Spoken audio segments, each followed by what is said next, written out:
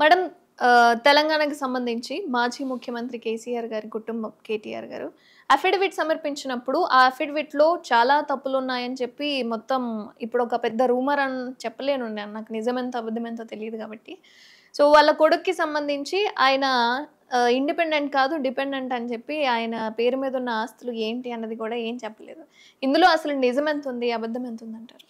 ఇప్పుడు ఈయన అఫిడవిట్ గురించి కేకే మహేందర్ రెడ్డి గారిని కాంగ్రెస్ లీడరు ఆయన ఛాలెంజ్ చేశారు. ఆయన అఫిడవిట్ గురించి ఆయన ప్రస్తావించిన విషయం ఏంటి అంటే, ఇప్పుడు కేసీఆర్ తన భార్య ఇండిపెండెంటు, కూతురు డిపెండెంటు అని చూపించారు.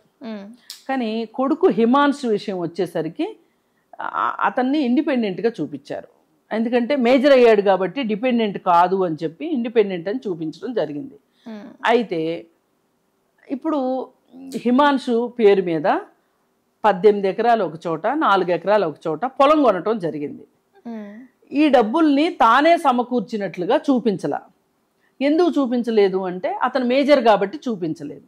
మరి మేజర్ అయిపోయిన వెంటనే అన్ని డబ్బులు ఎక్కడి నుంచి వచ్చాయి హిమాన్షుకి? అంతే కదా, ఇది కదా. మామూలుగా అయితే ఏం చేయాలి? ఇప్పుడు కూతుర్ని డిపెండెంట్గా చూపించాడు మైనర్ కాబట్టి, ఆ మైనర్ పేరు మీద ఏమైనా ఆస్తులు కొంటే కనుక తను సమకూర్చినట్లు చూపించాలి. ఇప్పుడు మరి కొడుకు విషయంకి వచ్చేసరికి అతను మేజర్ కాబట్టి తను సమకూర్చినట్లుగా చూపించాల. ఇంతవరకు బాగానే ఉంది.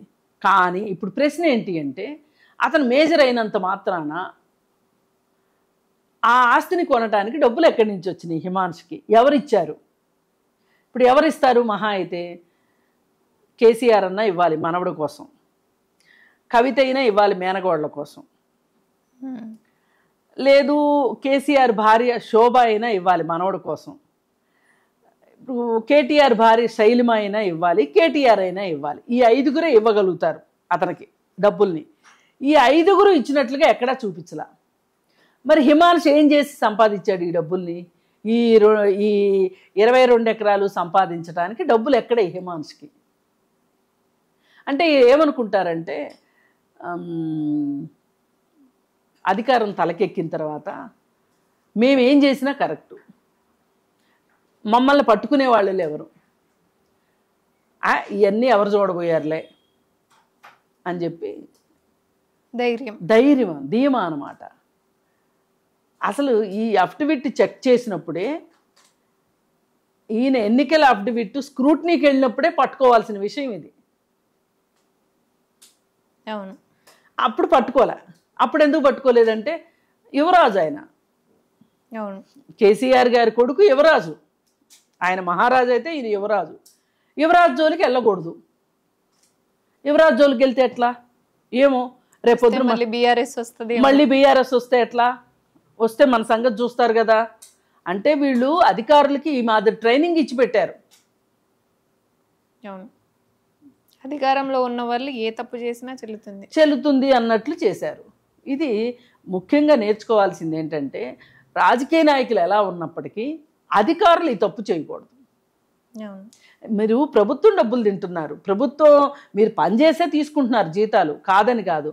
కానీ ప్రభుత్వం సొమ్ము తినేటప్పుడు, ప్రజల సొమ్ము తినేటప్పుడు మీరు మీ వృత్తిని దైవంగా అయితే భావించాల్సిందే కదా. మీ వృత్తిని వృత్తిలాగా స్వీకరించాలి, ప్రవర్తించాలి కదా. ఇక్కడ కేటీఆర్, సరే కేటీఆర్ నేను పొరపాటు చేశాను, నేను సరిగా చూసుకోలేదు, ఓవర్లుక్ అయిపోయింది అంటే కూడా, ఆ డబ్బులు నేనే ఇచ్చాను అంటే కూడా, ఆ డబ్బులు ఎక్కడి నుంచి వచ్చినాయో కూడా చెప్పాలి. అంటే అప్పటికే ఆయన ఐటీ రిటర్న్స్ వేసేసి ఉంటారు కదా. ఐటీ రిటర్న్స్లో వేసి ఉంటే గనక ధైర్యంగా చెప్పేవాడు, నేనే సమకూర్చాను, మేజర్ అయినప్పటికీ నా కొడుకు నేనే ఇచ్చానని చెప్పొచ్చు, అదేమి తప్పు కాదు. కానీ ఈయన ఐటీ రిటర్న్స్లో చూపించలేదు కాబట్టే ఆ సంగతి చెప్పలేకపోయాడు. ఇప్పుడు ఆయనకి ఈ అఫిడవిట్ కనుక రాంగ్ అని తేలితే గనక ఆయనకి పదవీ గండం కూడా ఉంటుంది. అంటే ఇప్పుడు ఆ కుటుంబం ఎలా ఉందంటే ఇవాళ సమస్యల వలయంలో చిక్కుకుపోయింది, అష్టదిగ్బంధనంలో ఉంది. అష్టదిగ్బంధనం ఏంటి అంటే, ఒక పక్క కేసీఆర్ మీద కేసులు, ఏంటది ఫోన్ ట్యాపింగ్ కేసు, గొర్రెల స్కామ్ వచ్చింది. మళ్ళీ కాళేశ్వరం ఉంది, అసలు అన్నిటికన్నా అతి పెద్దది.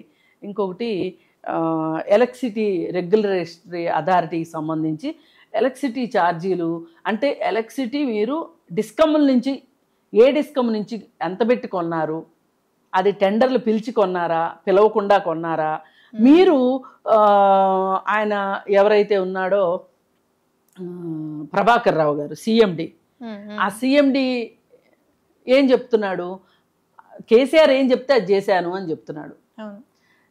ఒక సిఎండి అలా చెప్పడానికి వీలు లేదు. అంత చెప్పి ఆయన ఏదో తప్పించుకుందాం అనుకుంటే కుదరదు. ఫోన్ ట్యాపింగ్ కేసులో కూడా అందరూ అదే చెప్పారు, పెద్ద బాస్ చెప్తే చేశాము అని చెప్పారు. పెద్ద బాస్ చెప్తే పెద్ద బాసు గంగలో దూకమంటాడు, దూకుతారా మీరు? దూకరు కదా. మీకేదో లాభం వస్తుందని చేశారు మీరు, మీ లాభం కోసం మీరు చేశారు, ఆయన లాభం కోసం ఆయన చేశాడు. మరి అధికారులు ఇట్లాంటప్పుడే జాగ్రత్తగా ఉండాలి. మరి చూస్తే కవిత ఏమో జైల్లో ఉంది, ఎప్పుడు రిలీజ్ అవుద్దో ఏం అర్థం కావట్లేదు. మొన్న కూడా వెళ్ళి కేటీఆర్ వెళ్ళి పలకరించి వచ్చాడు చెల్లెల్ని. ఓ పక్కన చూస్తేనేమో ఎలక్షన్స్లో ఘోర పరాజయం, అసలు ఈ పార్టీ ఉంటుందో ఉండదో అర్థం కావట్లా. టీఆర్ఎస్ కాస్త బీఆర్ఎస్ అన్నారు, బీఆర్ఎస్ కాస్త మళ్ళీ ఇప్పుడు టీఆర్ఎస్ వచ్చింది. అసలు ఈ టీఆర్ఎస్ కూడా ఉంటుందో ఉండదో అర్థం కావట్లా, ఎందుకంటే ఒక్క ఎంపీ కూడా గెలవలేదు. మరి ఈ పరిస్థితిలో ఒక్క ఎంపీ గవర్న్స్ హోరాహోరీ పోరాడింది మెదక్లోనే.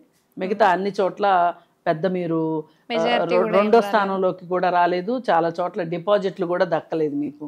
సరే మీ పరిస్థితి ఎలా ఉంది? మరి 17 నియోజకవర్గాల్లో పార్లమెంటు ఎలక్షన్స్లో ఏదైనా కొంచెం బలం పుంజుకుంటే కొంచెం వీళ్ళకి వాయిస్ ఉంటుంది అని అనుకున్నారు. ఎలక్షన్స్లో వాళ్ళు ఏమనుకున్నారంటే అసెంబ్లీ ఎలక్షన్స్ అప్పుడు ఏదో కాంగ్రెస్ కొంచెం తిమ్మిని బమ్మిని చేసేసింది, ఏదో కొత్త ఆశలు చూపించి గెలిచింది, కానీ ఈ 6 నెలల్లో వాళ్ళు ఏమీ చేయలేదు ప్రజలకి, మళ్ళీ మా దగ్గరికి వస్తారు దిక్కులేని జనాలు అని అన్ని నమ్మారు వీళ్ళు అనుకుని కాని పక్షంలో ఇంకొక ప్లాన్ కూడా వేసుకున్నారు. వాళ్ళు 25 మంది ఎమ్మెల్యేలు ఉన్నారు అటువైపు, మాకున్నారు కదా అని అనుకున్నారు. కానీ వాళ్ళు ఇంకొకటి ఏం చేశారంటే ఖచ్చితంగా బీజేపీ గెలుస్తుంది అనుకున్న దగ్గర వీక్ క్యాండిడేట్లను పెట్టారు. అది బీజేపీ తోటి మెప్పు కోసం, ఎందుకంటే కూతుర్ని ఇడిపించుకోవాలి కదా కేసులో నుంచి. ఇట్లా పాపం వాళ్ళ మీద చాలా ప్రభావాలు పడ్డాయి, చాలా ఇబ్బందులు పడ్డారు వాళ్ళు. అయితే సరే ఈ పరిస్థితుల్లో ఏది ఏమైనా ఇప్పుడు పులి మీద పుట్టలాగా ఈ అఫిడవిట్ కేసు విషయం రావటం, ఇది గనక ఇది మటుకు కేటీఆర్ చాలా గట్టిగానే దెబ్బతినే వ్యవహారం ఇది. అఫిడవిట్లు తప్పులు రాయడము అనేది చాలా పెద్ద నేరం కింద వస్తుంది. అందుకే అఫిడవిట్లు స్క్రూటీలు ఇదంతా పెట్టి వాళ్ళతోటి 100 రూపీస్ స్టాంప్ పేపర్ మీద రాయించుకుంటారు. అఫిడవిట్ అంటే అదే, నేను ఇందులో రాసినవన్నీ వాస్తవాలు అని చెప్పి రాయించుకుంటారు.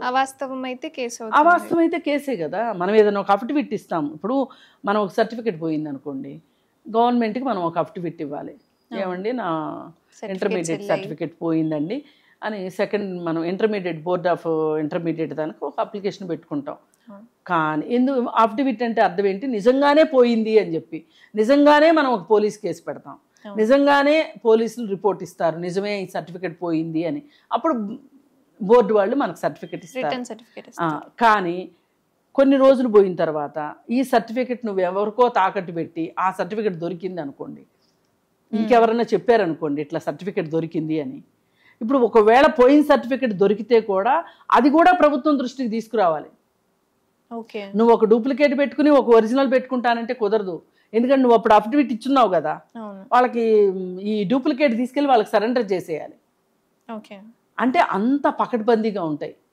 అంటే మన చట్టం ఎప్పుడూ కఠినంగానే ఉంటుంది, ఎప్పుడూ చట్టానికి కూరలు ఉంటాయి. ఈ పీకేదే రాజకీయ నాయకులు చట్టాలకు కూరలు, ఎందుకు? వాళ్ళ సొంత లాభాల కోసం. ఇప్పుడు ఈ కేసులో మట్టుకు కేటీఆర్ బయటపడతాడని అనుకోలేము. పైగా వీళ్ళ దగ్గర ఇప్పుడు బార్గెనింగ్ కెపాసిటీ కూడా లేదు. మోడీతోటి బార్గెన్ చేయడానికి కూడా వీళ్ళ దగ్గర ఎంపీలు ఉంటే ఏమన్నా బార్గెన్ చేసి ఉండేవాళ్ళు. ఇది పరిస్థితి, కేటీఆర్ పరిస్థితి. ఏది ఏమైనా హిమాన్షు పేరుతోటి ఆ పొలం కొనకుండా అయినా ఉండాల్సింది, కొంటే కనుక నేనే నిధులు సమకూర్చాను అని చెప్పేనే ఉండాల్సింది. పైగా అంతకుముందు కూడా అతన్ని చాలా ఒక పెద్ద రాజకీయ నాయకుడిని ఒక మేధావిగా తయారు చేయాలని వాళ్ళు చాలా పాపం చాలా కలలు కన్నారు హిమాంశుని. దేనికంటే ఆయనకేదో వేరే దేశంలో ఆయనకేదో పురస్కారం వచ్చిందని చూపించారు. మళ్ళీ పైగా ఒక గవర్నమెంట్ స్కూల్కి స్కూళ్ళ పరిస్థితి ఇలా ఉందా అని చెప్పి నాకు కళ్ళల్లోంచి నీళ్ళు వచ్చాయి, అసలు ఆ విద్యార్థుల దుస్థితి చూస్తే నేను చాలా బాధపడ్డాను అని చెప్పి. కానీ బాబు ఆ పిల్లోడికి తెలియాల్సింది ఏంటంటే 10 ఏళ్ల నుంచి మీ తాతే ముఖ్యమంత్రిగా ఉంది. అవును, ఈ కామెంట్స్ కూడా ఉన్నాయి. మీ తాతే ముఖ్యమంత్రి అయినప్పుడు మీ తాత సరిగా చేయకపోతే నువ్వేడవటం ఏం బాగుంది అని. అలాగే పర్యావరణానికి సంబంధించి కూడా ఆయన ఏదో ఒక పేపర్ సబ్మిట్ చేశాడు ఏదో మీటింగ్లో అని చెప్పి, చెరువుల పరిరక్షణ గురించి ఆయన హైలైట్ చేసి చూపించుకున్నారనమాట. ఎందుకంటే మరి కలవారి కుక్క బౌబౌ అన్నా కానీ వేరేగానే అనిపిస్తుంది, బాగా వెనసొంపుగానే ఉంటుంది. అట్లా ఇదంతా జరిగింది. ఏదేమైనా ఇప్పుడు కేకే మహేందర్ రెడ్డి గారు వేసిన ఆయన ఛాలెంజ్ చేసిన దాని గురించి సమాధానం చెప్పుకోవాల్సిన పరిస్థితిలో, అంటే ఆల్మోస్ట్ ఒక రకంగా కేటీఆర్ బోన్లో నుంచున్నట్లే. మరి ఆయన ఏ విధంగా సమర్థించుకుంటారో ధన్యవాదాలు.